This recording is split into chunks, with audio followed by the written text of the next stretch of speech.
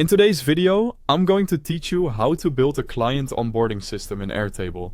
We'll start from a blank base and end with a streamlined workflow your whole team can follow. Begin by logging into Airtable on your desktop. Create a new base and name it something like client onboarding, or open an existing base you already use for client workflows. Starting fresh helps you keep everything intentional and focused on onboarding from day one. Next, map your onboarding process. List out the stages you always follow, such as new client intake, document submission, task assignments, approvals and confirmations, and project setup. This quick blueprint ensures your base mirrors reality and prevents missing critical steps later. Now translate that map into structure with tables. Create a clients table for contact details and key profile info, a tasks table for every onboarding action, a documents table to track required and submitted files, and an approvals table to capture decisions and sign-offs. Link related records so each client pulls in tasks, documents, and approvals for true relational tracking.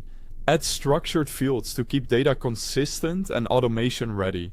Use a client name single line text field, a status single select with options like pending, in progress, and completed, a task owner collaborator field to assign responsibility, a due date for deadlines, attachments for files and contracts, and a notes long text field for instructions or context. Consistent fields make filtering and automations reliable. Create views that mirror your workflow.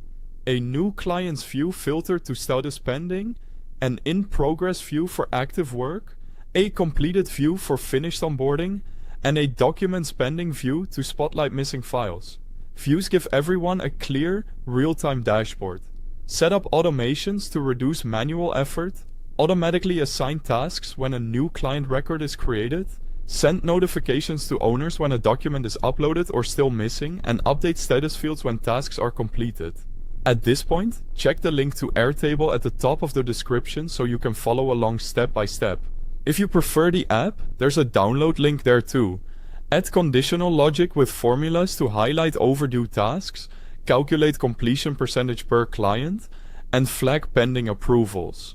This keeps the process consistent and proactive.